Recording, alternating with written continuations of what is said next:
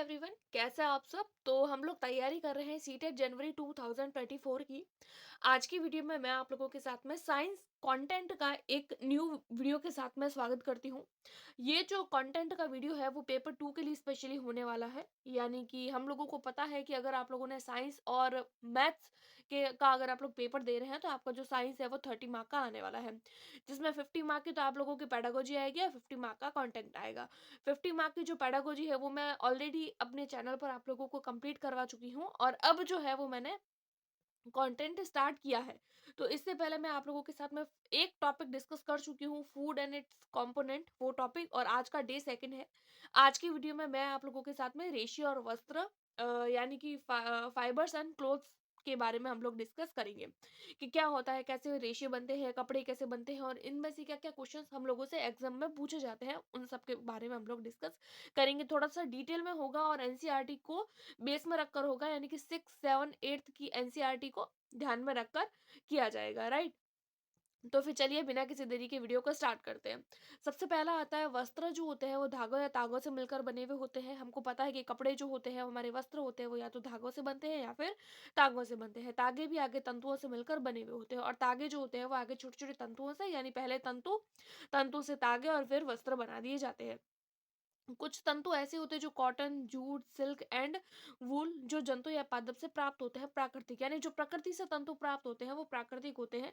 Cotton हो गया, jute हो गया, सिल्क हो गया। आप लोगों से यही क्वेश्चन पूछा जाएगा, प्राकृतिक तंतु का उदाहरण कौन कौन से है, तो कॉटन, जूट, सिल्क, वूल, ये सारे के सारे प्राकृतिक तंतु के उदाहरण है। उसके बाद में आता है रुई, पटसन और सन। ये भी पादपों से ही प्राप्त होते हैं, यानी प्लांट से इनको भी अलग किया जाता है।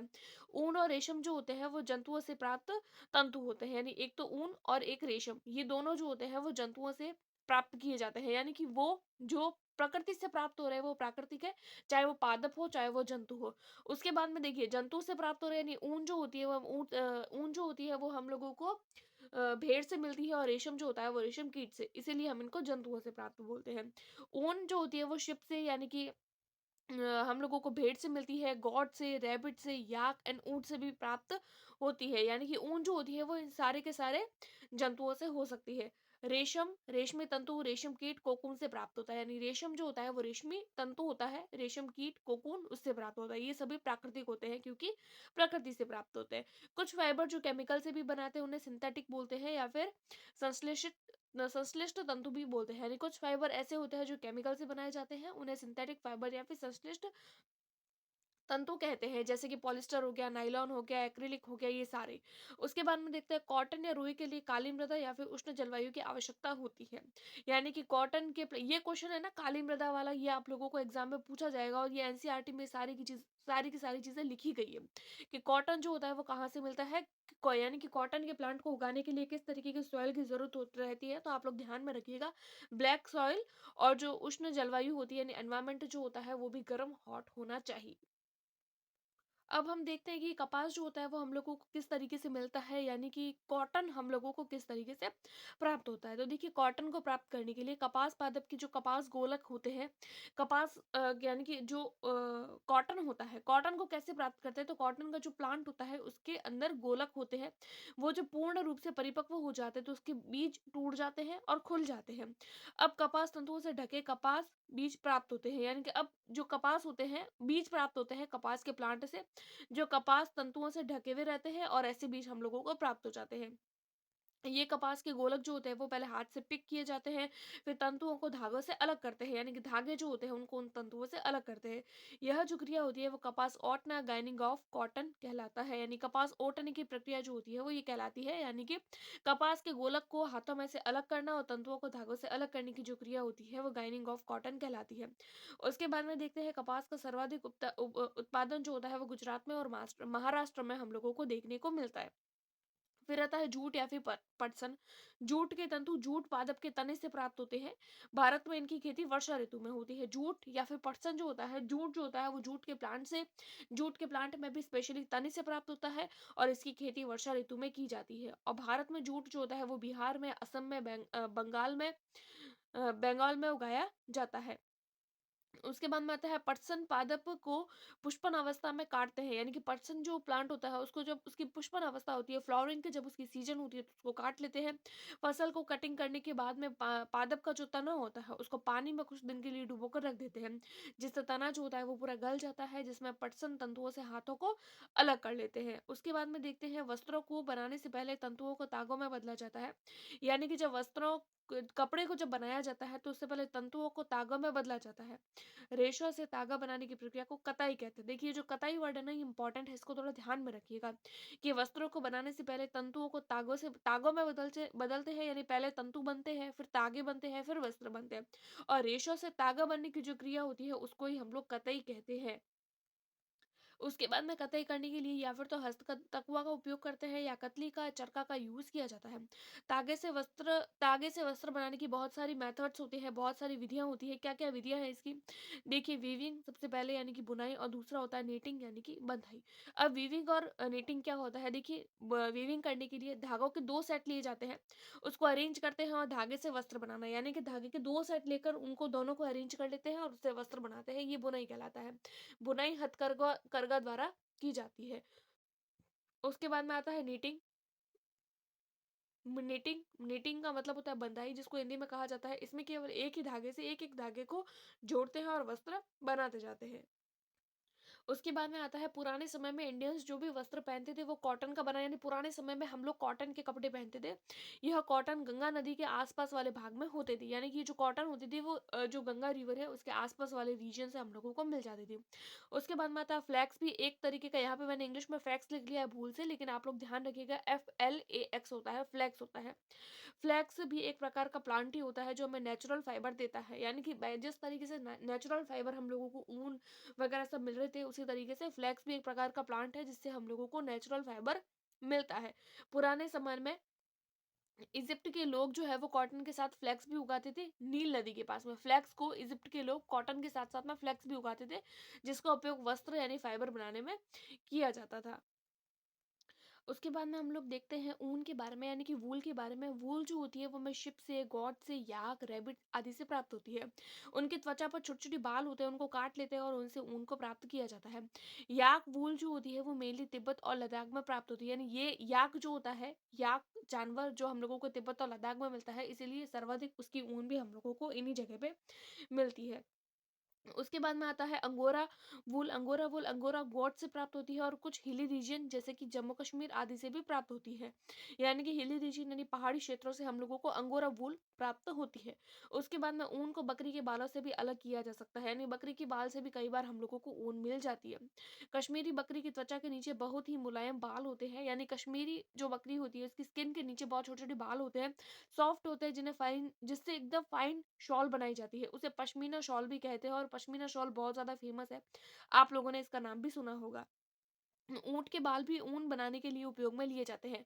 लामा, अल्पाका साउथ अफ्रीका में पाए जाते हैं जिनसे ऊन प्राप्त होती है, यानी कि इसके साथ साथ लामा और अल्पाका भी होते हैं जो साउथ अफ्रीका में होते हैं और इनसे भी हम लोगों को ऊन ही प्राप्त होती है।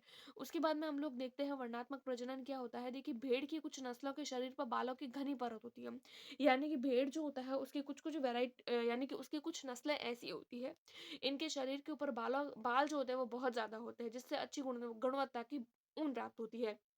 भेड़ों को वर्णात्मक प्रजनन द्वारा उत्पन्न किया जाता है, जिसमें से एक जनक किसी अच्छी नस्ल की भेड़ से प्राप्त होता है, यानी वर्णात्मक प्रजनन द्वारा जो है वो बहुत अच्छी नस्ल की ऊन हम लोगों को प्राप्त होती है। अब हम देखते हैं प्रोसेसिंग फाइबर इनटू वूल, यानी कि वूल जो होता है उसको किस तरीके से प्राप्त कर सकते हैं हम, क्या इसका प्रोसेस रहता है। स्टेप बाय स्टेप सारी चीज़ों को एक साथ में पढ़ेंगे और लास्ट में मैं आप लोगों को इसका डायग्राम भी बताऊंगी जो हम लोगों को एनसीईआरटी में दिया गया है। सबसे पहला स्टेप इसमें दिया गया है, ये सारे वही स्टेप है जो एनसीईआरटी की 6, 7, 8 की बुक में मुझे मिले हैं। स्टेप फर्स्ट क्या है कि भेड़ के बालों की त्वचा की पतली परत के साथ में शरीर से उतारना उतारना जिसे ऊन की कटाई कहते हैं। ऊन की भेड़ के बाल जो होते हैं उनके त्वचा की ऊपर वाली परत जो होती है उसको शरीर से उतार देते हैं। इसको ऊन की कटाई यानी कि ऊन को काट लेना, उनके शरीर पर से बालों को हटा देना। ऊन की कटाई हमेशा गर्मियों में होती है, गर्मियों में इसीलिए होती है क्योंकि अगर मान लो अगर सर्दी के मौसम में इनको काट लिया गया तो सर्दी के मौसम जो होता है इनके शरीर के लिए अनुकूल नहीं होता है। और गर्मी का मौसम मौसम जो होता है, अगर काट गर्मी के मौसम में अगर कटाई कर ली जाए तो वैसी जो वातावरण होता है वो उनके शरीर के लिए उचित होता है, इसीलिए हम लोग इसको गर्मी में काटते हैं। फिर आता है स्टेप सेकंड, त्वचा सहित उतारे गए बालों को टंकियों में डालकर अच्छी तरीके से धो लेते हैं, जिसे अभिमार्जन यानी शेयरिंग कहते हैं। यानी कि जो त्वचा के साथ में, यानी कि जब बालों को उतारा है तो उसके साथ साथ में उनके कुछ स्किन के कण भी आ जाते हैं, जिसको टंकियों में डाल देते हैं, बड़ी बड़ी टंकियों में, जिसमें बहुत सारा पानी भरा हुआ रहता है, उसके साथ में उनको धो लेते हैं, जिसको अभिमार्जन करना हम लोग कहते हैं। उसके बाद में आता है स्टेप थ्री में अभिमार्जन के बाद में छटाई करते हैं। यानी कि हेयर जो स्किन होती है उसको कारखानों में भेज देते हैं, जहाँ डिफरेंट टेक्सचर वाले बालों को छाटा जाता है। यानी कि काले कलर के जो होते हैं वो उनका अलग करते हैं। अलग अलग टेक्सचर का मतलब होता है अलग अलग वैरायटी के जो बाल होते हैं, कोई अच्छी क्वालिटी के, कोई लो क्वालिटी के, तो उन सबको अलग कर लेते हैं। फिर आता है फोर्थ स्टेप में अब बालों में से छोटे छोटे कोमल व फूले हुए रेशों को छाट देते हैं, जो जो बर कहलाते हैं। अब कई बार आता है कि बर क्या होते हैं, तो फिर जो ऊन होती है, यानी कि ऊन तो नहीं बोल सकते, भेड़ जो होती है उसके बालों में से छोटे छोटे कोमल और फूले हुए जो रेशे होते हैं, उन रेशों को हम लोग बर बोल सकते हैं। फिर रेशों को फिर से अभिमार्जन करते हैं, फिर उनको सुखाते हैं। फिर प्राप्त उत्पाद जो होती है वो धागों में काटे जाने के लिए परफेक्ट ऊन बन जाते हैं। उसके बाद में आता है स्टेप 5 में उसके बाद में रेशे प्राप्त हो जाते हैं। रेशों को रंग लेते हैं, क्योंकि इनकी ऊन काली या फिर सफेद होती है। रेशों को रंगना जरूरी होता है, तभी जाकर हम लोगों को अलग अलग रंग की जो होती है वो ऊन प्राप्त होती है, वरना जनरली जो हम नॉर्मल तरीके के अगर रेशे बिना रंग वाली देखेंगे तो वो या तो काली होगी या फिर सफेद होगी। लास्ट स्टेप में रेशे जो होते हैं उनको सीधा सुलझाकर उनकी रीलिंग की जाती है, यानी गोल गोल गट्टे बनाए जाते हैं। रीलिंग करने के बाद में उनका धागा बनाया जाता है। लंबे रेशों को काटकर स्वेटरों की ऊन के रूप में भी उसको छोटे छोटे रेशों को काटकर ऊनी वस्त्र बुनने में उपयोग किया जाता है। यानी कि रीलिंग बनाने के बाद में सबसे पहले हम उसका धागा बनाते हैं, लंबे रेशों को काट लेते हैं, स्वेटर की जो ऊन होती है उसको स्वेटर जो होती है उसको ऊन के रूप में भी यूज करते हैं, और छोटे छोटे जो रेशे होते हैं, यानी लंबे रेशों को स्वेटर के रूप में, और छोटे जो रेशे होते हैं उसको वस्त्र बनाने में हम लोग यूज लेते हैं। हम लोगों ने इसका पूरा स्टेप तो पढ़ लिया है, अब हम लोग इसका कुछ डायग्राम देख लेते हैं, ताकि आप लोगों को माइंड में जो है वो एकदम क्लियर हो जाए कि किस तरीके से हो रहा है। देखिए, सबसे पहले भेड़ पर से ऊन जो है उसको उतारा जा रहा है। ये भेड़ है यहाँ पर, और ये एक व्यक्ति है जो ऊन को उतार रहा है।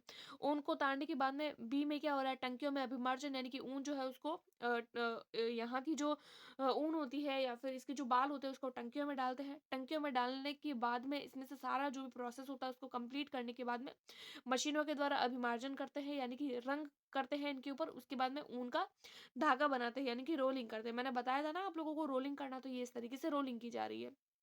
तो ये पूरा स्टेप है जो आप लोग थोड़ा ध्यान में रखिएगा। और अब हम चलते हैं आगे की ओर।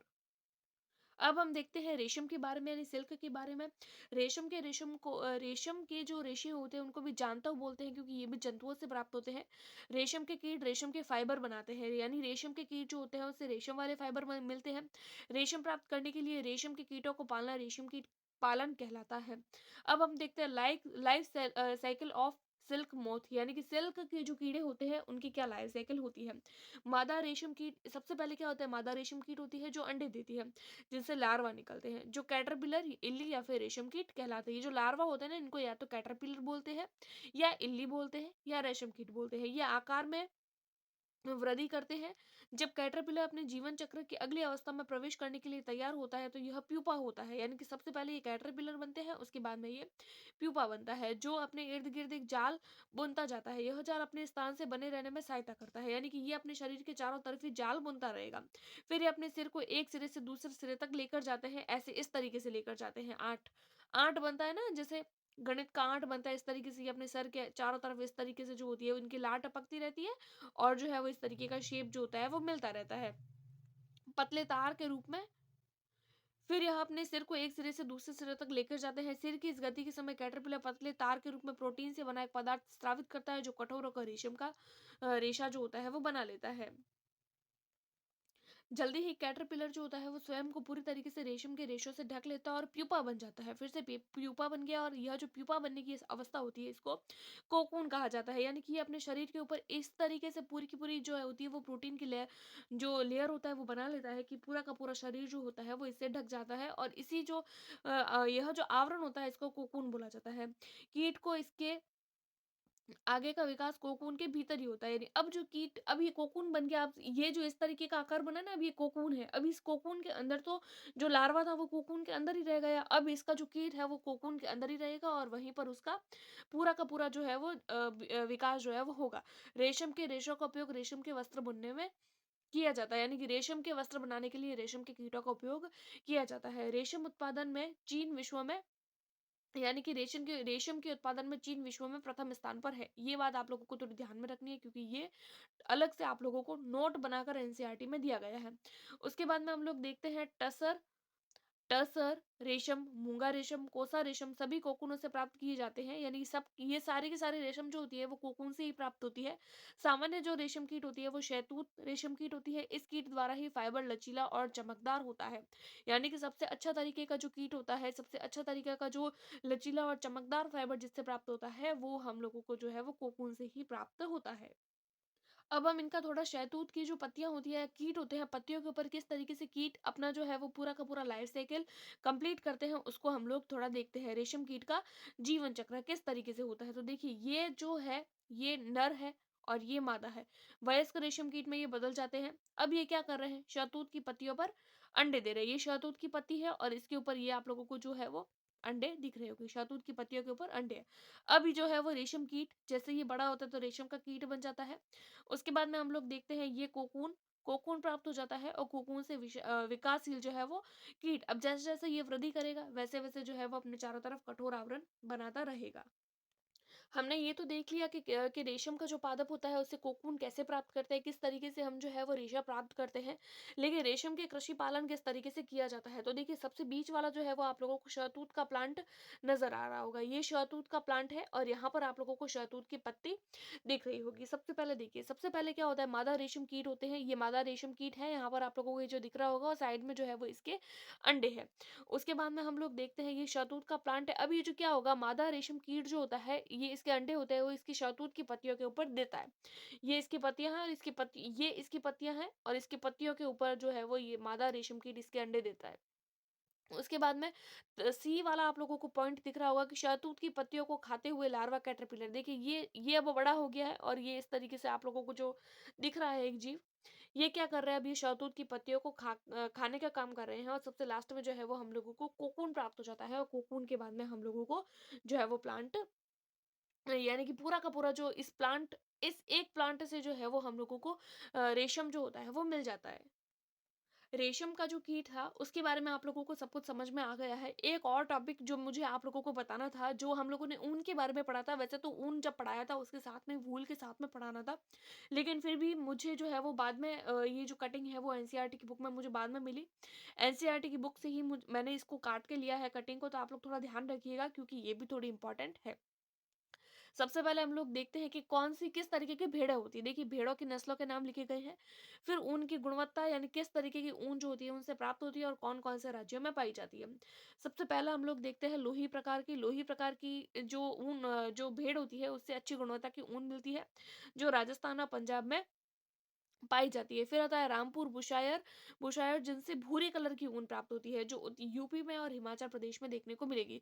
फिर आता है नाली या फिर नली, जो गलीचे की ऊन, गलीचे बनाए जाते हैं, दरिया बनाई जाती है, वो राजस्थान, हरियाणा, पंजाब में, इसीलिए राजस्थान में बहुत ज्यादा गलीचे की फैक्ट्रियां भी आप लोगों को देखने को मिलेगी। फिर आता है बाकरवाल ऊनी शॉल, यानी एकदम गर्म शॉल होती है, जम्मू और कश्मीर में मिलेगी। फिर आता है मारवाड़ी, जो मोटी और रुक्ष यानी कि बहुत मोटी ऊन होती है, जो गुजरात में मिलती है। उसके बाद में आती है पाटनवाड़ी, जो हौजरी के लिए, हौजरी के जो कपड़ा होता है ना उसके लिए यूज किया जाता है, जो भी मुख्यतया हम लोगों को गुजरात में देखने को मिलेगी। तो ये जितना भी रेशम से रिगार्डिंग और वस्त्रों से रिगार्डिंग जितना भी 6, 7 और 8th की क्लास की एनसीईआरटी की बुक में जितना भी था वो मैंने सब सब कुछ आप लोगों को कवर अप करवा दिया है। इसके बाद का मैं आप लोगों को टॉपिक जो है वो देखूंगी कौन सा करवाऊंगी नेक्स्ट टॉपिक।